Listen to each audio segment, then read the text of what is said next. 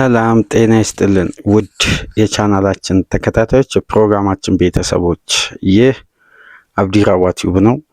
ፕሮግራማችንን ላይክ በማድረግ እንዲጀምሩ ላይክ ስታደርጉ የዚህም ፕሮግራም ተደራሽነት ከፍ ያደርጋልና ላይክ ያደረጋችሁ ፕሮግራማችንን እንድታደምጡ አዲስ ከሆናችሁ ደግሞ ሰብስክራይብ በማድረግ የደወል ምልክቷን ተጭናችሁ ለቻናላችን ቤተሰብ እንድትሆኑ እንዲሁም ይህንን ፕሮግራም ከሀገር ውጭ የምታደምጡ ውድ የቻናላችን ተከታታዮች ድጋፋችሁም በሱፐር ታንክስ፣ ሱፐር ስቲከር፣ ሱፐር ቻት ለቻናላችን እንድታበረክቱ በአክብሮት እየጋበዝን በመጀመሪያ ክፍል ዕለተ ረቡዕ የምንመለከተው ትልቁ ጉዳይ አጠር ባለ መረጃ ቆይታ ትኩረት የምናደርገው አርሴናል ትናንት ምሽት ወደ ሳንሲሮ ተጉዞ ኢንተር ሚላንን 3-1 በሳንሲሮ ያሸነፈበት፣ ጋብሪኤል ጄሱስ 2 ቪክቶር ዮኬሬስ 1 ተቀይሮ በገባበት በአጭር ደቂቃ ውስጥ ባስቆጠረበት፣ ሱሲች ለኢንተር ሚላን ብቸኛ የማስተዛዘኛ ግብን ወደ ጨዋታ የመለሳቸውን የ1-1 ግብ ማስቆጠር የቻለበት የሳንሲሮ የምሽቱ ተጠባቂ ፊልሚያን በዚህ ጨዋታ እንግዲህ በድህረ ጨዋታ ትኩረታችን በዋና የመጀመሪያ ክፍል የምናተኩር ይሆናል። አስደናቂ ውጤቶች የተመዘገቡበት የማክሰኞ ምሽት የዩኤፋ ሻምፒዮንስ ሊግ ዳግም የተመለሰበት 7ኛ ዙር ጨዋታ የሚካኤል አርቴታ አርሴናል 7 ተከታታይ ሻምፒዮንስ ሊግ ጨዋታ በማሸነፍ በክለቡ ታሪክ አዲስ ሪከርድ መጻፍ ችሏል። አርሴናል ወደ ቀጣዩ ዙር አንደኛ ወይም ሁለተኛውን እንደሚያልፍ ከወዲሁ አረጋግጧል። 16 ውስጥ መግባቱን ኦፊሻሊ ተረጋግጧል። ከ1 እስከ 8 ባሉ ክለቦች ውስጥ የፈርስት ሌግ አዌይ ማች አድቫንቴጅን አርሴናል ማግኘት ችሏል። አሁን ኦፊሻሊ ተረጋግጧል።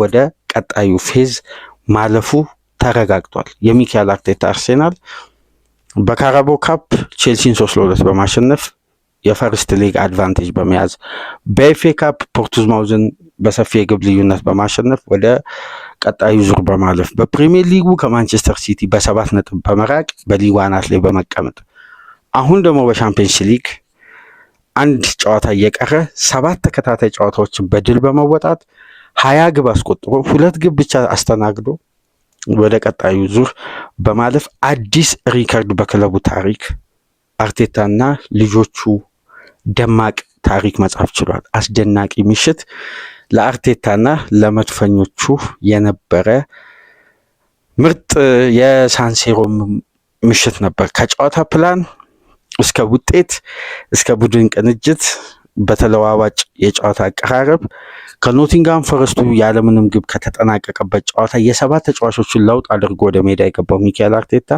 አስፈላጊውን 3 ነጥብ በአስፈላጊው ሰዓት በተጠናቀቀው የውድድር ዓመት አንደኛው የአርሴናልን የውድድር ዓመት ውስጥ በተመሳሳይ ጨዋታ አፕሮች የመቅረብና የሚመዘገቡ ውጤቶች ማሳያ ተደርጎ ሲወሰድ የነበረውን ኢንተር ሚላንን ሜዳው ድረስ በመሄድና በመበቀል ነው እንግዲህ የቀጣዩን ዙር ጉዞ አርሴናሎች የበለጠ ማሳመር የቻሉት። እስቲ ጨዋታውን እንዴት ተመለከታችሁት? ምን አይነት ፍልሚያ ነበር?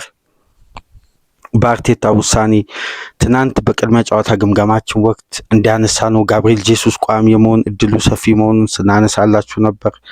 ዮኬሬስን በዚህ ጨዋታ ካለበት ጫና ትችት አንጻር ደግሞ ሮቴሽን ለማድረግ ማቀዳቸውን ስንጠቁማችሁ ነበር። በዚህ መሰረት እንግዲህ አርቴታ ሳንሲሮ ላይ ደማቅ ታሪክ ጽፎ በክለቡ ታሪክ ወደ ቀጣዩ ዙር ማለፉን አረጋግጧል። ከመጀመሪያ የ2025-26 የሊግ ፌዝ ጨዋታ ቢልባውን 2-0 ከሜዳ ውጭ፣ ኦሎምፒያኮስን 2-0 በሜዳው፣ አትሌቲኮ ማድሪድን 4-0 በሜዳው፣ ስላቪያ ፕራግን ከሜዳ ውጭ 3-0 በማሸነፍ የመጀመሪያ የሊግ ፌዝን በተከታታይ 4 ጨዋታ በክሊንሺት ያሸነፈ ብቸኛ ቡድን ሆኖ ከባየር ሙኒክ ጋር በዘንድሮ ሲዝን የመጀመሪያ ሽንፈቱን ሙኒክ ያስተናገደው ከአርሴናል ጋር ነበር 3-1።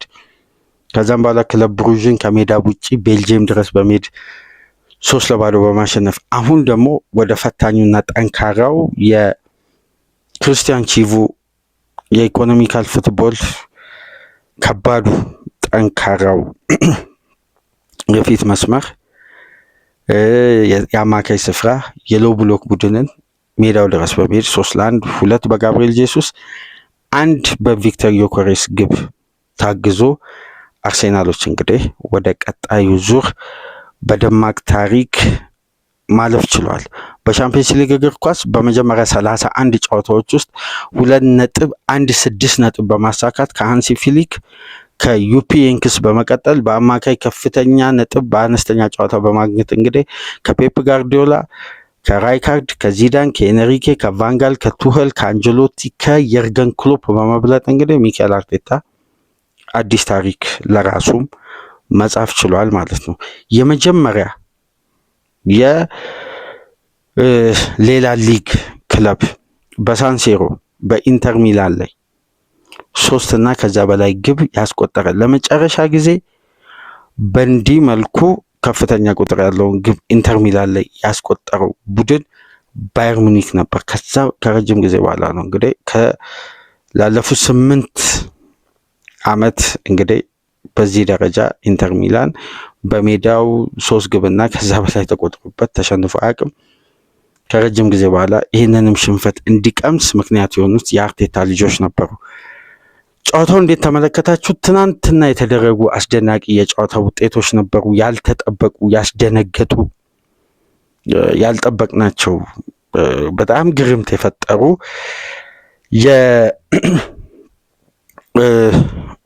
የጨዋታ ውጤቶች ተመዝግበዋል። እስቲ የዕለቱን ጋዜጣ ትኩረት በማድረግ የነዚህን ጨዋታዎች ውጤት እንመልከትና ወደ አርሴናል ጨዋታ ምንመለስ ይሆናል። የዘሳንን ጋዜጣ ብትመለከቱ በእንዲህ መልኩ ነው የፍራንክና የሃላንድ ምስል በማድረግ ፔፕ ጋርዲዮላ ትናንትና ያልተጠበቀ ሽንፈት በኖርዌይ 53400 ነዋሪ ዜጎቿ በምትገኝበት አንድ ቦዶና ጌልሜት በሚባል አካባቢ የዛ አካባቢ ክለብ 53400 ነዋሪ ባለው የተመሰረተ ቡድን ሲቲን በሻምፒየንስ ሊግ እግር ኳስ አንድም ድል የሌለው ቡድን ትናንትና ማንቸስተር ሲቲን 3-1 በሜዳው አሸነፈ። ተአምር የሆነ ጨዋታ። ሮድሪ በሁለት ቢጫ ካርድ በቀይ በወጣበት ሲቲ እንደ ቡድን ምን እንደነካው ግራ በተጋባበት ጨዋታ 3-1 በቦዶ ጌልሜት ሲቲ መሸነፉ ለዓለም የእግር ኳሱ ቤተሰብ ግርምት የፈጠረ ነውና እሱም በተመለከተ ነው ዘሳን ይዞ የወጣው። እንዲሁም አይስፖርት በተመሳሳይ በሲቲ ሽንፈት ላይ እናንተ ጋዜጦችን እየተመለከታችሁ በተመሳሳይ ዘ ጋርዲያን ዘ ታይምስም የዛሬ የጋዜጣ እትማቸው ላይ ይዞ ከወጡ ነጥቦች መካከል በዋነኝነት ትኩረት ያደረጉት የዚህን የማንቸስተር ሲቲን ሽንፈት በተመለከተ ይሆናል። ለማንኛውም ሲቲ 3-1 ከሜዳው ውጪ በመሸነፍ እንግዲህ ወደ ቀጣዩ ዙር ለማለፍ የሚያደርገውን ጉዞ በተወሰነ መልኩ አስተጓጉሎታል። ስለዚህ ሲቲ የግድ የመጨረሻውን ጨዋታ በቀጥታ ወደ 16 ውስጥ ለማለፍ በሚደረገው ፉክክር ላይ ሲቲ አስገዳጅ የሆነ ድል ይጠበቅበታል ማለት ነው። የግድ ሲቲ የመጨረሻውን ጨዋታ ካላሸነፈ በስተቀር እንግዲህ የሌሎቹ ውጤቶች በሲቲ በቀጥታ ወደ ቀጣይ ዙር ለማለፍ እንደተጠናቀቀ የውድድር ዓመት ጥሎ ማለፍ ውስጥ የፔፕን ቡድን ሊከተው ስለሚችል በትኩረት እንግዲህ የመጨረሻ ጨዋታውን ያደርጋል ተብሎ ይጠበቃል ማለት ነው። ለማንኛውም ሲቲ በቦዶ ጌልሜት መሸነፉ በጣም ለእግር ኳሱ ቤተሰብ ተአምር ሆኗል። በእግር ኳስ እንግዲህ የትኛውን ጉዳዮች ተፈጻሚ ይሆናሉ። ለማንኛውም እስቲ የትናንት ውጤቶች እንመልከትና ወደ አርሴናል ድረ ጨዋታ ነጥቦች እንምጣ። ከአራት ከክለብ ብሩዥ ጋር በጊዜ ባደረጉት ጨዋታ ክለብ ብሩዥ 2-1 ሲያሸንፍ ቦዶና ማንቸስተር ሲቲ 3-1 በቦዶ አሸናፊነት፣ ቪላሪያልና አያክስ ባደረጉት ጨዋታ አያክስ 2-1 ቪላሪያልን በማሸነፍ ቶማስ ፍራንክ በቶትናም ቤት ቢያንስ እስከ ቀጣይ ጨዋታ እድሜ የገዙበትን ድል በጎዶሎ በ10 ተጫዋች ያጠናቀቀው ዶርትሙንድን 2-0 በማሸነፍ እንዲሁም ኦሎምፒያኮስ ባየር ሌቨርኩዘንን 2-0 ስፖርቲንግ ሊዝበን እና ፒኤስጂ አስደናቂ ጨዋታ የነበረው 2-1 በስፖርቲንግ ሊዝበን አሸናፊነት የአምናውን ሻምፒዮን ፒኤስጂን በማሸነፍ ወደ ሳንሴሮ የተጓዘው አርሴናል 3-1፣ ሪያል ማድሪድ ሞናኮን 6-1 በሆነ ሰፊ ውጤት በማሸነፍ ኮፐንሃገን በጎዶሎ አብዛኛውን ደቂቃ ተጫውቶ ናፖሊ ጋር 1-1 ተጠናቋል። የትናንትና የዩኤፋ ሻምፒዮንስ ሊግ የጨዋታ ውጤቶች እነዚህን ይመስላሉ። ዛሬ የሚደረጉት እንግዲህ በቀጣይ ፕሮግራማችን ላይ ትኩረት አድርገን ይዘን ምንመጣ ይሆናል። እሺ፣ የሳንሴሮ ፊልሚያ የጁሴፔ ሚየንዛ ፍልሚያ ምን ይመስላል? በተለይ አርሴናል ወደዚህ ጨዋታ ሲመጣ የኖቲንጋም ፎረስቱን ጨዋታ ትችት መነሻ በማድረግ የመጀመሪያው ጉዳይ ያለምንም ግብ መጠናቀቁ እዛ ጨዋታ ላይ የተፈጠረው አድቫንቴጅን አርሴናል ባለመጠቀሙ ምክንያት ስለተለያዩ ነጥቦች ሲወሳ ነበር እና ሚካኤል አርቴታ እንግዲህ ለእነዚህ ጉዳዮች ምላሽ ለመስጠት በበለጠ የቶፕ ሊግ አንዱ ጠንካራውን ክለብ መርታት አለበት ሜዳው ድረስ ሄዱ። ነገር ግን አርቴታ ወደዚህ ጨዋታ ከመምጣቱ በፊት ያለፉትን 3 ጨዋታዎች ብትመለከቱ የአርቴታ ቡድን ከሜዳ ውጪ 3 የተለያዩ ውድድሮች ላይ 3 የተለያየ አይነት የቡድን ካራክተር እና ፈታኝ ፊክስቸሮችን አድርጎ ነው። ፖርትስማውዝ፣ ቼልሲ፣ ኖቲንጋም ፎረስት፣ 4ኛው ጨዋታ ደግሞ ኢንተር ሚላን። በስንት ቀን? በ10 ቀን ልዩነት 4 ጨዋታ። ስለዚህ በእያንዳንዱ ጨዋታ ከተመለከታችሁ ከ5 በላይ ሮቴሽን አድርጓል። አሁን ከፖርትስማውዝ ጋር የነበረው የ10 ተጫዋች ሮቴሽን በቼልሲ ጨዋታ ወደ ምርጥ 11 ተመለሰ። ከምርጥ 11 ደግሞ የተለየ ለውጥ በኖቲንጋም ፎረስት አደረገ። ትናንትና ደግሞ የ7 ተጫዋች ለውጥ አድርጎ ነው ወደ ሜዳ የገባው። የ7 ተጫዋች ከኋላ መስመር በኩል ሉዊስ ኬሊ ከረጅም ጊዜ ጉዳት በኋላ የተመለሰው ክርስቲያን ሙስኬራን እና ዊሊያም ሳሊባን በማጣመር ጋብሪኤል ማጋሌሽን ቤንች በማድረግ በቀኝ ፉልባክ በኩል ጁሪየን ቲምበርን፣ በአማካይ ስፍራ ማርቲን ኦዲጋርድን እና ደክላን ራይስን ቤንች በማድረግ ዙቢመንዲ፣ ሜሪኖን እና ኢዜን በመጠቀም በፊት መስመር በኩል ዮኮሬስን፣ ማድዌኬን፣ ማርቲኔሊን ባለፈው ጨዋታ የተጠቀመው አርቴታ እነዚህን 3 ተጫዋቾች በመቀየር ሳካ፣ ጄሱስ እና ትሮሳርድን በመጠቀም ነው ይህን ጨዋታ የጀመረው። ጨዋታው እንግዲህ በተጀመረ የመጀመሪያ 15 ደቂቃ ውስጥ ከፍተኛ ብልጫና በሃይ ፕረስ ትናንት እንዳነሳ ነው በሐሰተኛ 9 ቁጥር ተጫዋች የአማካይ ቁጥሩን ከፍ በማድረግ የኢንተር ሚላን ቢልድ አፕም ሎው ብሎክንም በማጥቃት በኩል ለማስከፈት በመከላከል በኩል እዛው እነሱ ሜዳ ላይ ፕረስ ለማድረግ በሚመች የጨዋታ ስታይል አንድ ትርፍ አጥቂ ይዞ ከመግባት ይልቅ አማካይ ቁጥሩን ትርፍ በማድረግ ኦቨርሎድ መፍጠርን ነበር።